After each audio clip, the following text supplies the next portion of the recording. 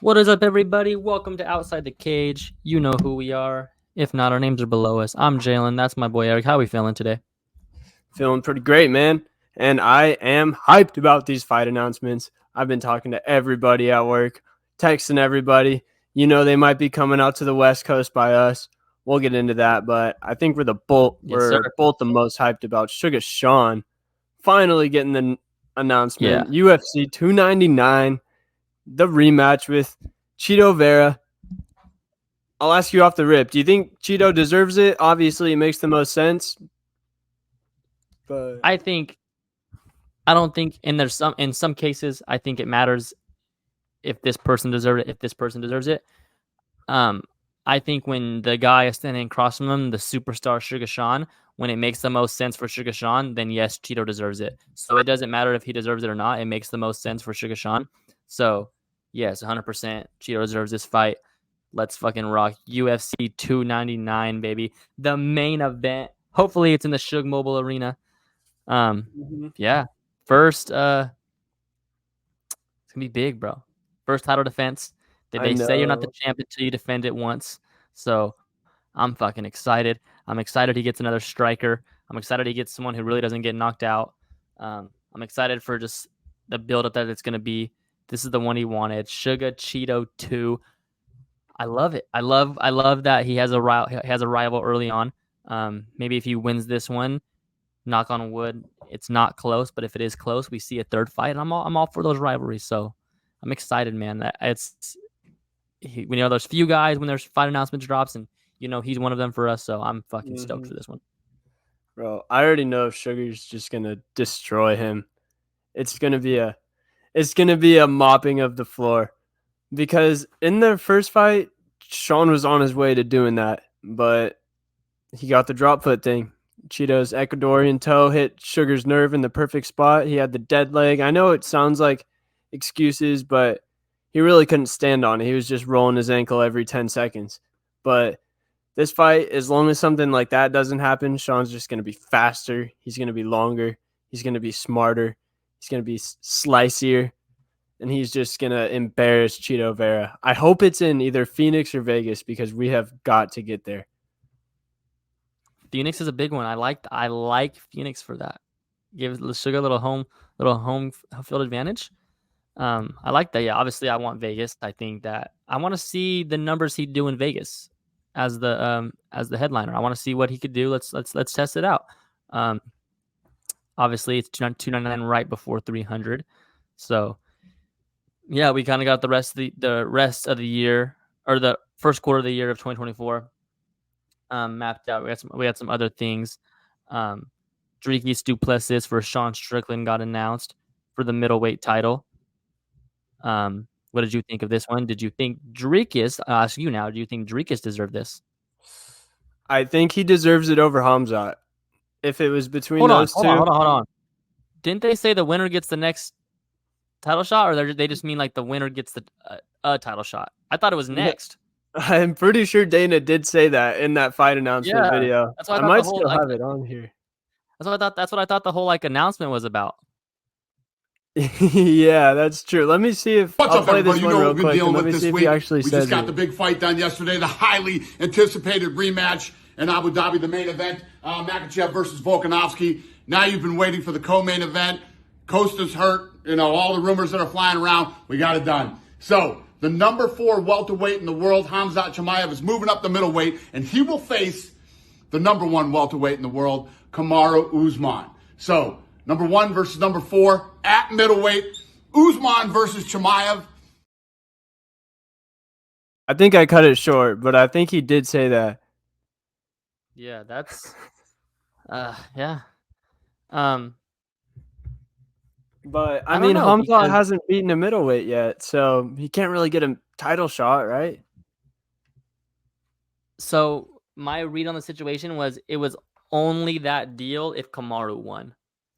I think I kind of mentioned that on the podcast Yeah. before when this first got broken down, because I read something that Ali Abdiz is doing an interview and how like the whole contract of that fight went down, and that was one of the things that Ali wanted, was that if Kamaru wins, he gets the next title shot. So that's why I think that's why it was kind of announced and so in the open because it was in the contract. So they're probably like, you need to put it out there, blah blah blah. I don't think they told Dana anything, and Dana does what they say, but I think that was for sure in the contract if Kamaru won.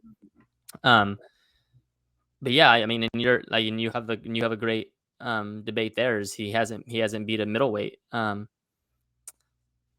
yeah, I mean, if let's say he does get the next shot, I like either Sean Strickland or Driscus for Hamzat. Those are both interesting matchups as well. As far as this fight goes, who else would you say deserved it over Dricus? Because Dricus was going to get the next shot versus Izzy. Yeah, I think because they said when Dricus and Rob fought, the winner of that was getting the title shot. So Rob was gonna get to fight Izzy for the third time, or Dricus was gonna get to fight him, and Sean ended up foiling those plans a little bit. So I think it should be Dricus versus Sean. Not to get off topic here, but is a Robert Whitaker versus Hamzat, can that be on the table?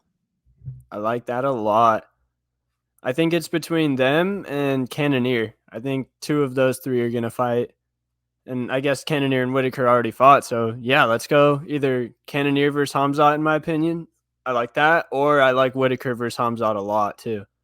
Yeah, I think that's the one because I still think Whitaker's, and again, he got knocked out brutally.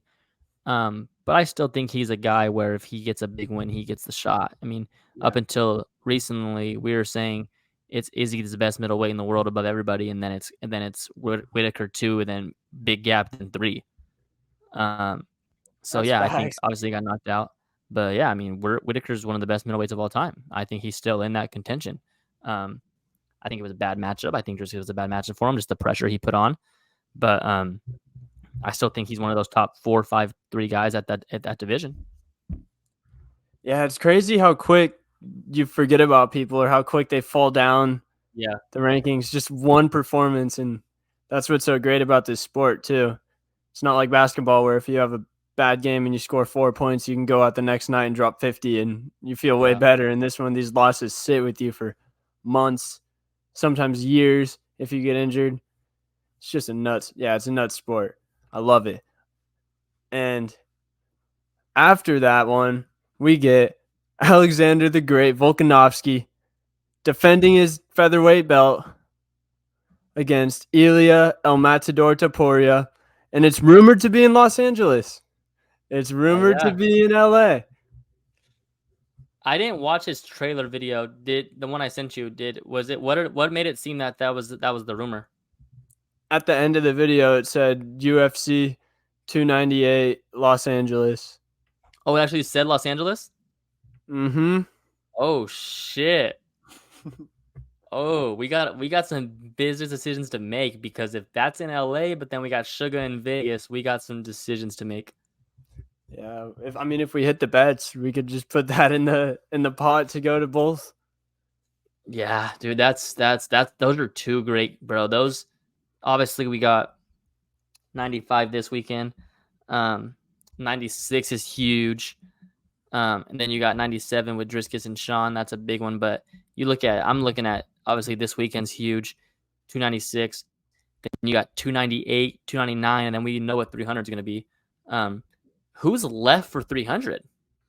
There's one guy that comes to my mind. Come on, Mystic. It's gotta be, right? It's gotta be because the timing doesn't really work for anyone else. I think Islam probably gets on it. So no title fight at 300. I mean, obviously if Islam on it, but if you're saying Connor's the headliner, there's no title fight for the UFC 300. I think. I mean, if Volk goes out there and wins, I bet he tries to get on it against someone. You think so? If he wins, if he just does it, Volkanovski early, bro. That's how he is, though. I think we see Max Holloway on 300. I think we see Max Holloway on 300. Yup, I saw Dustin Poirier. He either tweeted or put on his IG story UFC 300 with the eyes emoji. So, excuse me, but I think Dustin will be on it. I don't really know who Dustin would fight. Maybe I don't know. Not Max. Maybe Max. Yeah, that would be the third time though, and Dustin's already beat him twice. Yeah, they were great fights. Can we do We can't do Poirier and Gaethje. I mean, I'm sorry.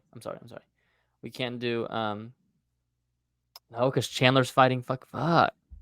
Yeah, Poirier has already fought almost all the top lightweights, I feel like, unless he fights a welterweight Mm. or Max. We can't do December, January, February, March. So it's probably in April. Yeah, it'll probably be. We can't do I don't it just depends on when. Yeah, I don't know. That's tough, dude. We always thought it'd come together, but now that we're looking at the lineup, like who's left? You got to look at like what big names are left. I mean, obviously, I think probably Bo Nickel will be on there. Maybe the winner of this weekend's cards, both the heavyweight and the light heavyweight again, Yeah, or both. Yeah, this weekend's 2 title fights get either Pereira, Yuri winner, and then Sergey I can't believe Aspinall. I can't believe I said Dustin and Gaethje because I was just thinking like of all the names at that division. I was like, he's fought all of them, so I was like, I was just rattling off names. Yep. Yeah, I don't know. That's interesting. That's real interesting. What 300? I mean, it's obviously we agree it's got to be Connor. Yeah, that one adds up well with the Tony. Yeah, I would assume Islam and Charles. It's got to be that's next. I want to say Islam and Charles got confirmed for something. No, they were supposed to be. When's the Canada one? Oh yeah, the Strickland one. That is. Let me see. Yeah, they were supposed to be that one. That one's in Toronto. They're supposed to be that one. So yeah, I mean they could be 300, but then see, this is what we talked about all along for 300 was like you're gonna put Connor as the main with no title fight, and then you're gonna put title fights below him. It's weird. Yeah, like I've always said, if the guys have common sense, they'll realize they're gonna make a lot more money from Connor being on the card if they're getting pay-per-view points. To see how that plays out, dude. Because I don't think Connor fights. I mean, Connor's the fucking main event, bro. Connor's the fucking main event. Yeah, he has to be. I don't think there's anyone you can fucking. What a scene, bro! Conor McGregor walking out at UFC 300. Oh my gosh, I'm getting chills already. Yep. I don't know why, but lately I've just been thinking, if Conor beats Chandler, does he get a title shot? Yes. Dude, just imagine Conor versus Islam. Yes. That would be up there with Khabib for the pay-per-view. Yes, he for 100% gets a title shot. 100%. That would be the best build-up. All the old he was gonna stuff get it, bro. If he beat Conor, if he beat Dustin in Abu Dhabi, he was gonna fight Khabib again. Yeah, it's just like 1-4 in your last 5, and then bro, it doesn't fucking matter. Who cares? Okay, so him being like you said, if he beats Chandler, he'd be 1-4 in his last 5, or it'd be 2-3 now. Okay, so 2-3 in his last 5. He fights Islam for the belt, being 2-3 in his last 5. Do those pay-per-view numbers change if he's 5-0 in those 5 fights? No, so it doesn't fucking matter. That's crazy. He's really past. Yeah, he's so big now. It doesn't even matter like winning or losing. He's still the same draw because now it's a comeback fight. If he was 5-0, he'd be on his GOAT shit, but now he's just on his comeback shit. But man, I'll tell you what a sport it is when we have a pay-per-view this weekend and we haven't even touched on it in the first 15 minutes of this pod. It's a sport of anticipation. What a sport. Like they say. Yeah. I've been anticipating this one. UFC 295 this weekend. Yuri Prochazka versus Alex Pereira for the light heavyweight title. And we got Sergey Pavlovich versus Tom Aspinall. Is this interim here? It should honestly be vacant, but I think they'll do interim because they want John to have the belt. Okay. But then it's weird because if John, versus Tom Aspinall coming in on what? They had 9 days, 3 weeks, 2 weeks notice, something like that, 12 days. Yeah. In Madison Square Garden. Interesting stat for you here. Interesting fact. Alex Pereira is the first fighter in UFC history to headline Madison Square Garden more than once. Yeah. Okay, Poeton. Yeah, I got a little of my history back there. Okay, I like that stat. I mean, MSG is a historic fight venue. He got one because of Izzy, but we won't count that. But And then this one was technically drawn, but hey, he still got it done. He still got the hey, stat done. I'll tell you what, ain't no one have better luck of the draw or shit than Alex Pereira. Not that he hasn't earned everything he's got, but he's talking about right place, right time. Yup. Yeah, Suga talks about his career, everything falling into place. With Poeton's UFC career, everything has fallen into place perfectly. Literally everything, man. Yeah, he's fighting for the title. What is this? His third title fight? Yeah. Yeah, it's Crazy. like his 10th or not even 10th fight, like his 7th or 8th UFC fight. Yeah, what was that? And Yuri both. Him and Yuri both. They're just not a lot of fights in the UFC. Pereira's 8-2 in MMA in general. Not even just the UFC. That's a crazy record to already have 3 of those have been title fights. Yeah. Who do you obviously both interesting styles. Like some would say similar. I don't think they're similar much. Yeah, who do you like, Yuri or Alex? Yeah, I don't really think I would agree that they're not similar just because Alex is a more technical striker. Yuri's just more wild freestyle, I guess you could call it, where Pereira's a kickboxer. And I think I like Poeton here. I've been going back and forth on this one as I usually do, but I think on the feet, Poeton's just way more technical. He's going to land. Glover was landing on Yuri in that great fight that they had. So if Glover is able to find his chin a good amount of times, I believe that Pereira can as well. I think it would be smart for Yuri to take Pereira down, but I don't know if he'll be able to because Pereira's definitely working on that, probably just as much as striking because he knows that's a threat. And it's not like Yuri's some crazy wrestler. So I like Poeton here. I think it's about even money. Poeton might be a slight favorite. Yeah, we got Alex Pereira minus 125 or minus 130. Who do you like in this one? I am no longer betting against Alex Pereira. I'll take Alex Pereira in this. I just think that I don't know. I don't see Yuri being able to touch him as much as Alex is going to touch him. I don't. I think he's going to be interesting. I think Yuri's going to be an interesting puzzle for Alex to solve. I don't think he's really seen someone like that. No one's really seen anything like Yuri until you see him. But yeah, I think at the end of the day, I just think Alex is too solid, man. He's too technical. He doesn't go away, keeps coming, and I just think he's not phased by any stuff. So yeah, I'm gonna have to go Alex here. I just got to go with again Yuri coming off a long break. I'll go Alex. More active, been in the trenches, been in the dog fights. A win over Izzy and a win over Jan Blachowicz are really big wins. Those are good wins. So again, they're not really much experienced, but in this fight, I would say Alex has more experience. I mean, Yuri went the distance with Glover Teixeira at what, 42? Yeah, exactly. And Glover, he got about as close to winning as you can get. Rocked him, and then Yuri just, I mean, not taking anything away from that because Yuri just found a way to win. But yeah, man, given that performance and how he looked against Glover and the fact that Glover has the scout on him, like you said, you can't imitate Yuri, but it is a good thing that his coach has gone 5 rounds with him. Yeah. But man, 100%. I'm excited for it's going to be violence. This one and the co-main are both just, they might be the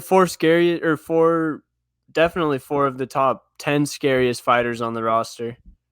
Yeah. This is just, and it's Madison Square Garden. And there's some good fights below it. We'll have our super preview for y'all later in the week, given the bets and everything. But the whole main card, I'm really excited for every fight, even the girl fight. I think that'll be a good one too. Dern versus Josh. Yeah, I agree. Co-main Aspinall versus Sergey Pavlovich. Like you said, we'll touch more on that. But who are you as we sit here today on Tuesday? The fight's Saturday, obviously. Who do you like in that one? If you had a bet, if I gave you a free bet right now, I think I would go Aspinall. just because I think he has a speed advantage. He has the grappling advantage. We don't really know about the cardio because both of them have an average fight time of about 2 minutes, but I would guess that he has the cardio advantage. Yeah. So as long as he can not get knocked out by Sergey in some flurry exchange in a firefight, I think he can either win by decision if he plays it soft, which I do not think will happen, or I think he could take him down and submit him. Or he might even try to box him. He might want to prove that he is a better striker than Sergey, and that's where it could get dangerous. And that's where I think Yeah. Sergey has a chance to knock him out. But if I had a free I bet, I'm going Aspinall. so for the number, I think Sergey is about even money. Aspinall's about -120 last time I checked. Mm-hmm. I think for the dominance, as dominant as I've seen Sergey, it'd be hard for me to see that number and not bet it. But as we talked about, I think it was last week or 2 weeks ago, like that his wins don't really impress me. They don't move the needle for me. So it's definitely his biggest test. This one is the one where I think it's very rare. I think a lot of times we go into fights thinking this guy's gonna win, and then that guy loses, and we're like super shocked. I think Mm-hmm. that's a lot of the like outcomes mostly. But I think in these two fights, you literally don't know what's gonna happen. Like you're shocked of what's gonna happen, but you're not shocked if that makes sense. Like we Yeah. expect, like whatever happens, I'm not surprised. But it's like, Yeah. damn, that happened. Literally, yeah, anything I think could happen in these fights. We got to expect the unexpected here. Really close. I think for like in recent memory, just being a better, the main event and co-main being two title fights, kind of the closest lines I've ever seen for two title fights on a card. Yeah, they're razor thin. Yeah. They're That is pretty crazy because usually someone's in the 200s or at least 140, 150, but nothing here. Yeah. If Yeah. you Yeah. had to It's predict tough. which way the lines will move, what would you go with? I would say we see more money come in on Pereira. I think it's been trending that way when it opened up. I think they're about to pick him. He's at -130 now. Um, yeah, I think just the more clearer it gets, I think people sit back and look at and say just what Pereira's done. And if you're like me, a better, I've obviously as a Izzy fan, I took Izzy the 2 times, and then I even think I took Jan Blachowicz on here.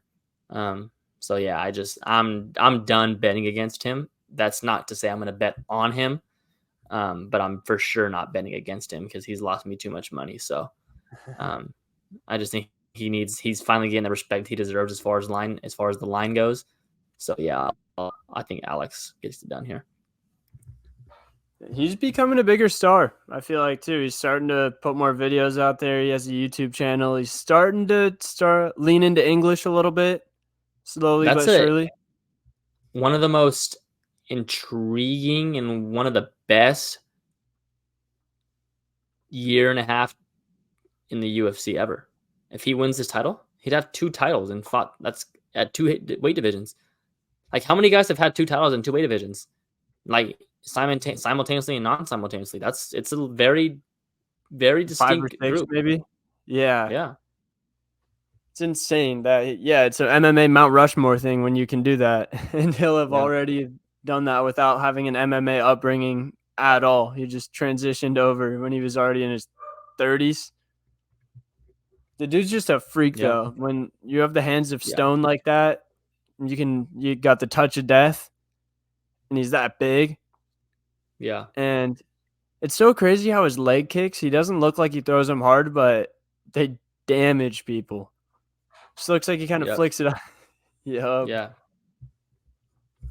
And do you have a prediction for Volk and Topuria? We kind of skimmed over that one, but I kind of feel like it's a little quick after getting KO'd like that. Yeah, I know we talked about it, and I kind of probably told you via text that I think he loses his next fight, but I'm not gonna come out here and say it. I don't know yet. I don't know. I don't know. It's tough. It's a tough knockout. Who's been brutally knocked out like that, and then just has a fight announcement 2 weeks later. I don't like. I thought they got suspended for 6 months by the commission or Bro, I'm something not like gonna that. lie, like retirement Volk or like just the way he kind of is scares me, bro. I don't want to see him be like Tony Ferguson. Just because he's so reliant, I guess you could say. Yeah, he On needs that shit in his life, bro. You see Tony Ferguson training with David Goggins? yeah, I didn't watch the video, but I I didn't saw it. watch That's that shit, hilarious. bro. I didn't watch that shit either. I just saw it. Not watching that bullshit. That's comedy. So we had two of the bigger personalities in the MMA world, Ariel Helwani and Chael Sonnen, have a pretty Oh, heated. we're not the two bigger ones. Said two slightly big ones. We're bigger, but Oh, okay. yeah, two guys that are striving to be like us, Chael Sonnen and Ariel Helwani.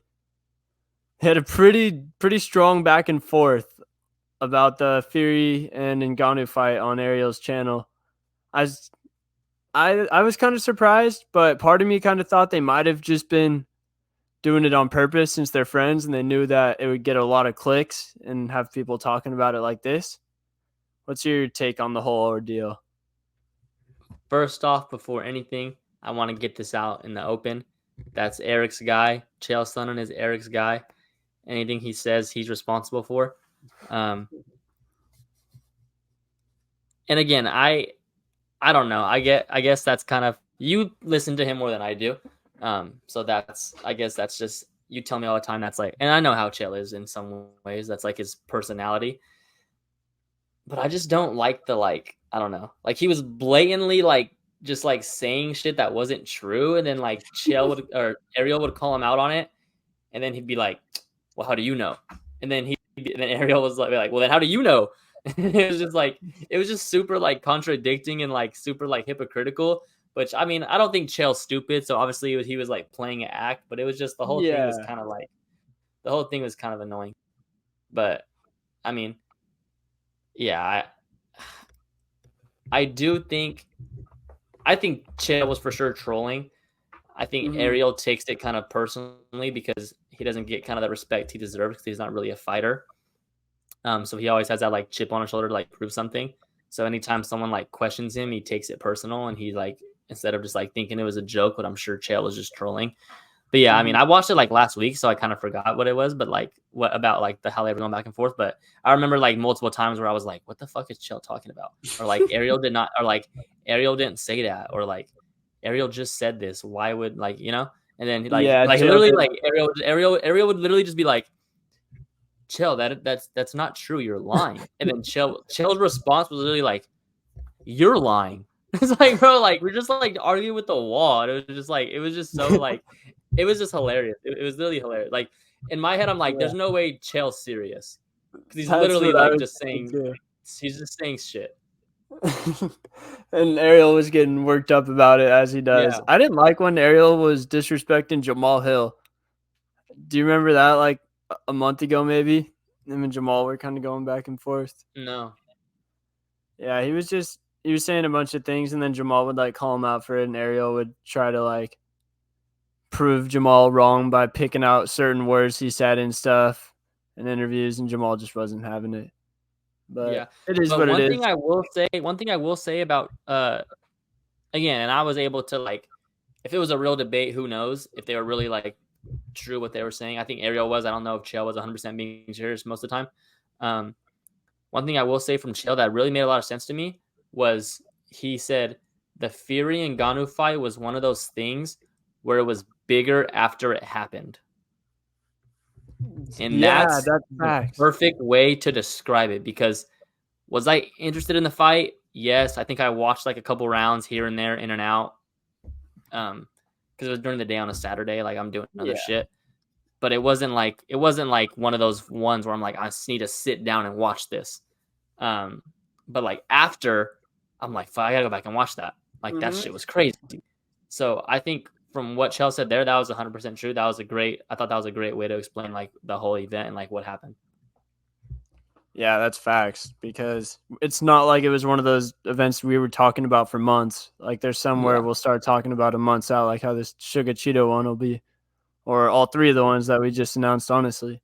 This one we kind of probably talked about the week of and maybe here and there throughout. But after the fact, it was bigger than probably the last couple pay-per-views, I'd say, with the backlash up until Yeah, Islam and Volk. that's kind of what Chael was saying, was like the afterthought of it doesn't sell the initial pay-per-views.